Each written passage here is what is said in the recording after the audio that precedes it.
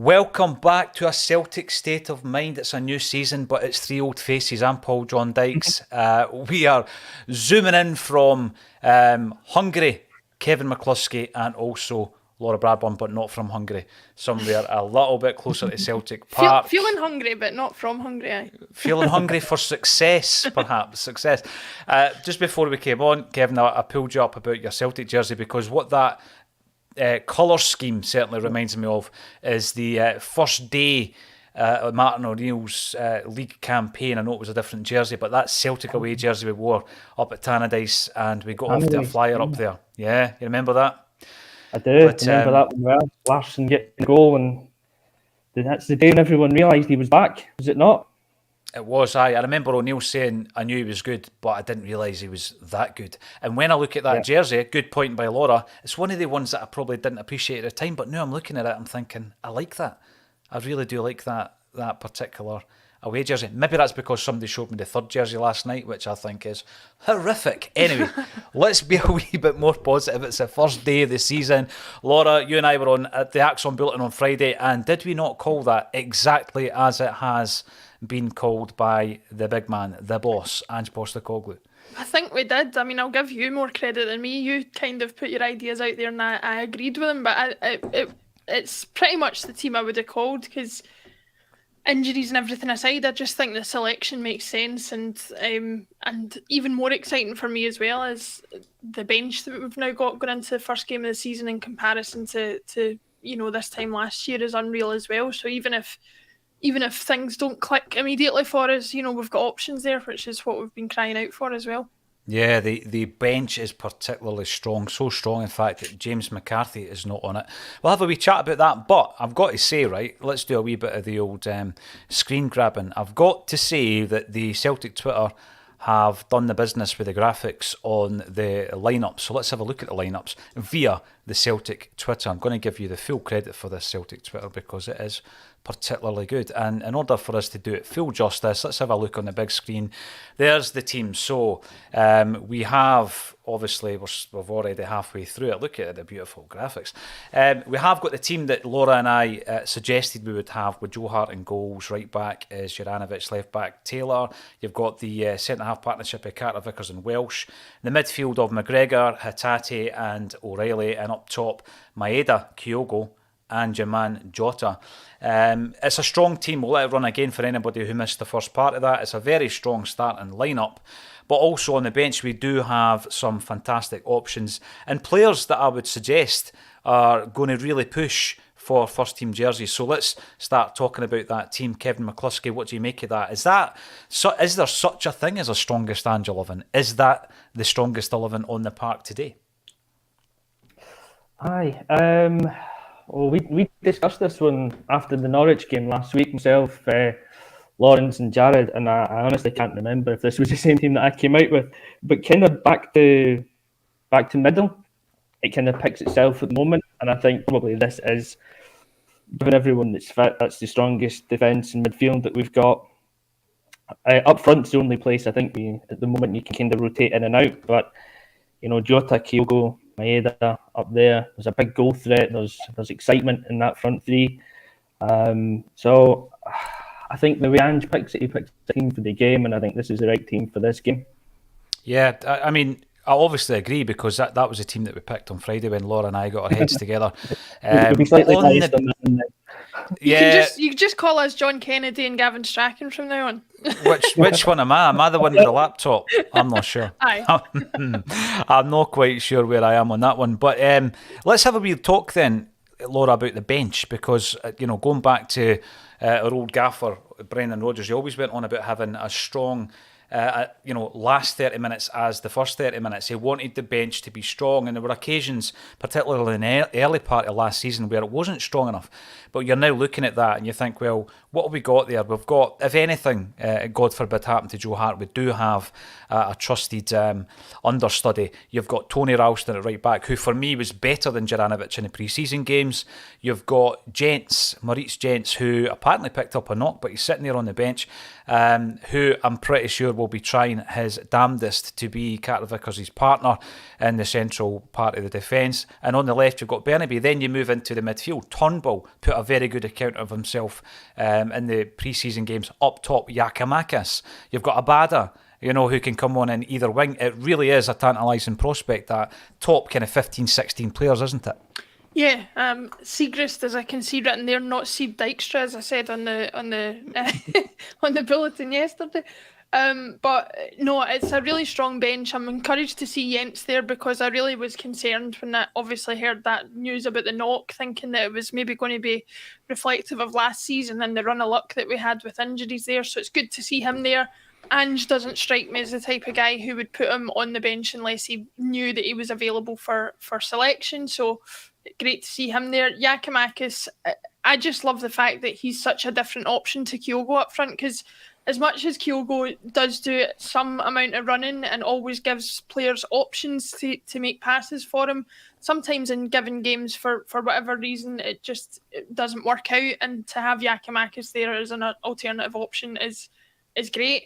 The other really encouraging thing for me is the two strong options in Turnbull and Moy that we've got on the bench for midfield, because the way Ange asks a midfield to be that engine room and to be so dynamic in the way that they go from box to box, you've got to think that throughout the season, refreshing that midfield throughout every 90 minutes will be vital and key to the success of the team. So having options like that on the bench to come on for a Hatate or a O'Reilly or McGregor is going to be a really key part of moving forward, I think. Yeah, definitely. See, when I look at that bench as well, Kevin, you've got players like David Turnbull, who's probably at an age where he needs to be playing regular football. Now, that's a brilliant dilemma for someone like Ange Postecoglou to have. But I always wonder, how do you keep a squad happy? I mean, you need a big squad to go through 50 plus games, 60 plus games sometimes. But how on earth do you keep them happy? I mean, Turnbull will be itching to get a first team jersey, but how can you argue with that starting 11 and in particular the midfield? Oh, I mean, that's a problem for Ange and not me. And I'm happy that it's his problem and not mine. But it's true, and it's the same. It's not just for Turnbull. I think it's now across the whole squad, which is great. Laura's touching on it. The options that we've got now. How you keep them happy, I think, is the team goes out and wins games and then games, because you're getting further into competitions, and that allows Ange then to rotate out a little bit more. I think players will come in and out a bit more naturally. It becomes easier to rest players for specific games. But, if you've got somebody like David Turnbull, like you say, is he now maybe 23 years old? He'll be looking to kick on in his career. He needs to be playing regularly. So he's going to be out there impressing every day in the training pitch. When he comes on, he's going to want to make an impression like he did against Norwich. I thought he was excellent when he came on in that game. So that's the things that he's got to do, I think. Just keep plugging away, working away, doing the business when he comes on, and then he'll get his chance. And we do know from Ange that he's prepared to do that. He'll give players a game if they're playing well, and then the jersey becomes theirs to lose. So it's a great dilemma to have, and I think, as I said, just the way Ange operates, he pushes a lot of the pressure on the players to prove that they should be in the team, and that's how you keep them happy, having that kind of healthy competition within the squad. Do you think there's going to be any complaints about the big screenshots of Jota and O'Reilly rather than McCluskey and Dykes, Kev? That's my next question. Most likely, I would think so. I'd be disappointed if there wasn't complaints about that. I don't think there will be, and that's why I'm leaving it to run. I'm so impressed with this. We should do our own one with the Acsom team, the 16 contributors. That would be a bit of crack. Maybe we'll do that for a charity weekend. And I've let the cat. The cat has been let out the bag. We will be revealing the Aberdeen team and talking about our opponents as well. But it is all about Celtic. Laura, how disappointed are you? I know we've gone over this, but I mean, we're the champs, right? And we're getting the final fixture of the weekend, and yesterday the early kickoff was Livingston against Rangers. It's Flag Day. This should be the showpiece of Scottish football. Why isn't it?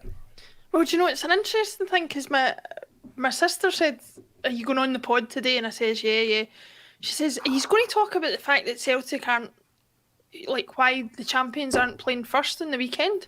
And she's, a big Celtic fan, but nowhere near as invested in picking things apart the way I am. So I thought, for her to notice it and for other people to notice it who aren't as in this world as we are, just I think speaks volumes. Like and again, I said it yesterday on the Friday bulletin. This isn't because it's Celtic specifically. Obviously, I've maybe more invested in it because it's happened to Celtic, but I'd be saying the same thing if it was Rangers, if it was Aberdeen, if it was Hearts, if it was Hibs, anybody who won the league, and the same down in England. I think it's just strange to think we've had a full round of games and we're sitting here waiting on a 4:30 kick on a Sunday and we've not seen the champions unfurl the flag yet. It's almost as if the league started before it should have. Like that's how it feels to me. It feels like the show hasn't really begun because the main protagonists aren't really there yet. And that might sound like an egotistical thing to say as a supporter of the champions of the country, but I just think it makes sense. No, it makes perfect sense to anybody else outside of the decision makers within the corridors of Scottish football's. What did they used to call it? Park Gardens. That's where it was based up in the SFA. But who knows what the guys are thinking about? Couple of wee snippets, couple of wee news stories to talk about today as well that we've not had a chance to chat about, even though we were only on Friday, Laura. But the news that the chairman, Ian Bankier, is due to step down at Celtic Park, and then inevitably the rumour that Peter Lowell was on his way back, something I think we probably called months and months ago, not because we're Mystic Meg types, just because it seemed all a bit obvious, Kevin McCluskey, that this was going to happen, and it seems as though it's going to happen sooner rather than later now. Yeah, I would think it will, and it's probably one of the worst kept secrets in Scottish football that this is what's going to happen. We've all seen that Peter Lowell's such a big figure, and he's maybe it's a big ego thing as well, but he's been such a big part of Celtic for the last decade, 15 years. He was never going to completely walk away. And I think if there's a chance for him to come back in some capacity as chairman, it'll happen. Whether it's a good thing or a bad thing, he's the kind of guy that will divide opinions as to whether he did a good job for the club or not. But I think it's inevitable that it will happen, that he'll come back as chairman. Now, obviously, I've followed the story with interest, Laura, and I've seen two different sides of it if I'm going to use social media as a gauge. So I'm looking at some people who are saying this is horrific. The more things change, the more they stay the same. He's always been there. He's never been away. He's been the invisible kind of force behind the scenes making decisions, and everybody else are lackeys. But then the flip side, that's not my opinion. That is part of the opinions that I've been looking at on social media. The other side of that argument is that whilst he was here, we had unprecedented domestic success, and he's a safe hand, and surely he will be more effective than Ian Bankier. Where are you on this? Are you somewhere in the middle, or are you edging towards one side of that argument? I think the biggest compliment I can pay to Michael Nicholson since he's come into the role of chief executive is that we haven't heard a word from him. We haven't heard them come out and say anything. We haven't come out and heard them comment on supporters and their entitlement or lack thereof. He's just obviously a man who's come in, got on with the job he's there to do, and the fruits of his labour are shown as much as they are with Ange and his work. That, to me, is the role of a chief executive. A chairman is obviously, perhaps in the structure of Celtic Football Club, more of an honorary role, I would hope. And so if that remains the case, I don't see a problem with bringing Peter Lowell back in some kind of honorary role if the club feel they want to do that, because it's undeniable that he was part of a decade of huge success. Where it would concern me is if he starts to do what he did before and try and meddle in any of the ongoing situations with player recruitment, with how the team's managed, selections that are made, things like that. Because I have a feeling from the little I know of Ange as a person that he wouldn't stand for it. I have a feeling that it would only lead to sort of conflict within the club that doesn't appear to have been there since before Don Mackay was appointed. So I on the one hand, I'm a little bit like, do whatever you like, Celtic, if you want to honour the man, but don't let it affect on the field issues, because that is where there could be a downfall.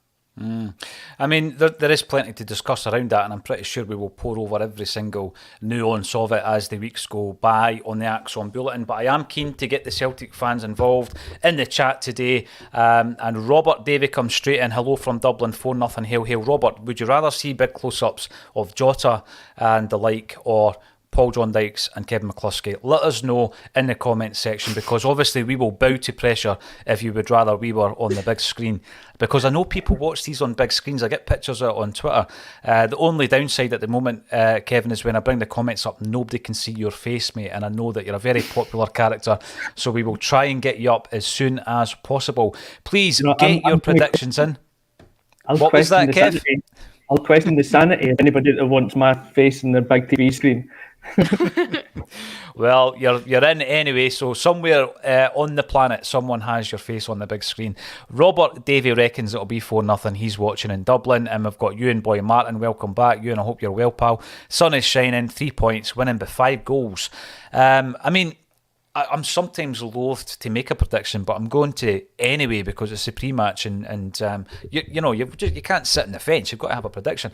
But sometimes I'm loath to come away with anything so bold. Although I look at that team today, and I think to myself, Laura, that we've brought in a left back and we've brought in a centre half, albeit on loan. Does that mean that Taylor and Welsh are not first choices, do you think? Or is it all about who's got the jersey today, and it's all about your form and keeping a hold of that? What do you think? Because I mean, I know both players have had quite a bit of criticism over the last year or so, haven't they? Yeah, I think it's funny enough, Taylor keeps coming up as a discussion point when myself and Kevin are on the show, because I think Kevin is more on the side of being a bit more of a fan of him than I am. But I've always maintained with Greg Taylor that I think he's a more than adequate choice for the domestic games. It's in Europe that I think he would be found wanting. I think he's probably more likely to be closer to what you would call a first choice left back than Stephen Welsh is to a centre back. I wouldn't have imagined Stephen Welsh would be playing today if for example, if Starfelt was fit, he certainly wouldn't be playing. Or if Jens had had a chance to have some game time before today, he might not have been playing either. So that's where I lie on it, in terms of Taylor probably having more of a stake of claim of his shirt than Welsh. But I think if you're Stephen Welsh, you grab the bull by the horns and you say, I've got a chance on the opening day of the season to make a name for myself and give the manager a decision to make. And I hope that's what he does, because I've always been a big fan of Stephen Welsh. I don't think he's done very much wrong, and I think sometimes you suffer a little bit from being like a youth product, an academy product, and that people don't see you as glamorous as the signings that come in. But I think if we'd signed him from a foreign country and he'd come in and performed the way he has, I don't think we would have as much of an issue with saying that he should be one of the first choice centre backs. And I think Welsh just needs to make sure that he makes the manager think along those terms in the coming weeks if he gets the chance. What better way, Kevin, than the gaffer knocking back bids, albeit I think the first one was a loan bid by Udinese, but Toulouse were interested in Stephen Welsh. He's been knocked back twice. Clubs have been knocked back by Ange twice. How big a vote of confidence must that be for this young player? It must be massive for him. And I think the point that Laura just made at the end is spot on about him, because Stephen Welsh has come in and he's been fairly solid in every game that he's played for us. But he does suffer from the fact that he's been a youth academy graduate, and Celtic fans can be the best and the worst in the world when it comes to the young boys coming through. We all want to see them coming through and succeed and play well, but we all want to be that boy as well in the park, so we're always a bit harsher, I think, with the criticism of him.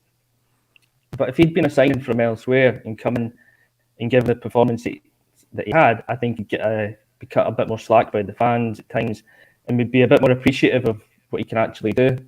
And I know I've criticised him at times, and watching the game against Norwich is just a recent example. I thought Jens came in and looked really impressive and would be the guy who could come in. But maybe that's that kind of bias thing of he's the fancy new player that's come in and we want to give him games. But you're right. I mean, it must be massive, and there's a bit of confidence for the type of teams that are coming in for him in the first place. Shows he's got quality. Mm-hmm. And then the manager to say, no, I don't want you to go, suggests that he is in Ange's plans for the future. So, we've said before with the way Ange operates, if Stevie Welsh comes in, puts in a couple of good performances at the start of the season, that jersey's his to lose going forward. Yeah. Absolutely. And the fact that we've got gents in the door, with Starfelt to follow, I think Anne said a couple of weeks, he's still a couple of weeks off it.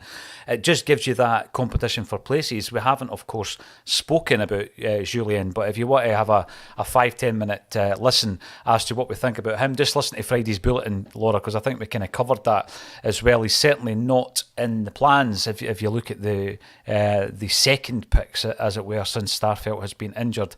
Many thanks to the Celtic Twitter. Obviously, we are using their graphics, and they're very good graphics indeed, and I think I'm just going to keep them up there. Whilst we go through a few more of the comments coming in, Paddy Lavery, always a pleasure to see you on the comments, sir. Afternoon all. Hoping to put a marker down today. Let's have a great performance and result. And Michael Ross, hail, I'm on the hoops, 100%. We've also got Mappy, no surprises in the starting 11, and a bench that oozes talent. Like we were saying before, that bench is top quality. Jungle Lion coming in on the YouTube. Let's get this roller coaster up and running. And I'll tell you what, some of the seasons have been a roller coaster. Some of them have been more like a ghost train, where you've been coming out and your fingernails have been bit to the quick. Hopefully it's more of a roller coaster with more ups than downs this season as well. Stephen Sloan, I'm buzzing, nervous and excited. Let's get off to a good start. Tough game, I'm sure. Let's just get the 3 points. Well, on that point, let's have a wee chat about the opposition, which means I'm going to have to get rid of that fantastic graphic eventually. So here we go. Sorry about this, ladies and gents, but you're going to get Kevin and myself instead of all the gorgeous Celtic talent that was flashing about your screen a wee minute ago. Let's have a wee look at the Aberdeen side, though, the starting lineup. Jimmy Goodwin came in. He's a gaffer who I regard very highly. I think he's very, for me, he's very good. He's obviously a Celtic graduate himself, and he always speaks very highly of Celtic. But there's been a bit of a facelift in this Aberdeen side, Laura, and I think that we saw it last season. Took a wee while for us to obviously settle in with so much changes that can happen. Aberdeen have been involved in the Premier Cup games whilst we've been playing friendlies. I don't know if that gives you the upper hand or not, because sometimes opposition's not that strenuous. What do you make of this lineup here? I know quite a bit about some of the players, and obviously quite a few of those have come in. They've lost a couple of big players as well, though, Laura, haven't they? Yeah, lost a couple of big players, especially over the last few years, not just this season, but last season and the season before, with Andrew Considine and Stephen McKenna, Scott McKenna, sorry, not being part of their defence. So from that point of view, I don't know much about their back line, but I would hope that losing players of that calibre means they're a bit weaker. I have to say, and I hope this doesn't come back to bite me, but I'm too tempted to say it anyway, but I'm reassured to still see the presence of Johnny Hayes in the team, because he was never a particular favourite of mine at Celtic, and I think he, as long as he's in the opposition team, we've got a chance of doing something, because I don't find him a particularly dangerous opponent to play against. I'm probably saying that now, and he'll score 2 goals in the first half, and I'll have to come on here with my tail between my legs, but that's the way it is. But apart from that, it's a team with a lot of names that I don't really know, to be honest, and I think that's reflective of the fact that Jim Goodwin's come in after Stephen Glass last season, when the team when Aberdeen as a club were in a bit of a mess, and he's obviously wanted to put his own stamp on things, much the same as our manager, and I think he will do that. The thing that concerns me going into the game is I've seen Jim Goodwin come to Celtic Park with St Mirren, and he's not afraid to have a go. Yeah. And I think if there's one weakness we have in the Celtic team right now, it's defensively. So if we've got a team who want to come out and give us a good match and go at us as much as we go against them, then they could get something out of it. And I'm sure that's what Jim Goodwin will be thinking today. Couple of points from what Laura was saying there, Kevin. First up is obviously it's a much changed Aberdeen side. They were a wee bit of a toothless tiger. Outside, I've got to say, the Celtic and Rangers games, they seem to perform pretty well against Celtic and Rangers. We certainly didn't find it that easy up at Pittodrie last season. But there's been loads of changes in terms of the defensive qualities or otherwise of Celtic. Best defensive league record last season. There was a few issues maybe in the pre-season. Does that give you cause for concern, Kevin, or is it something that you're much better tiring it out in the pre-season games than when it actually means something in the competitive matches?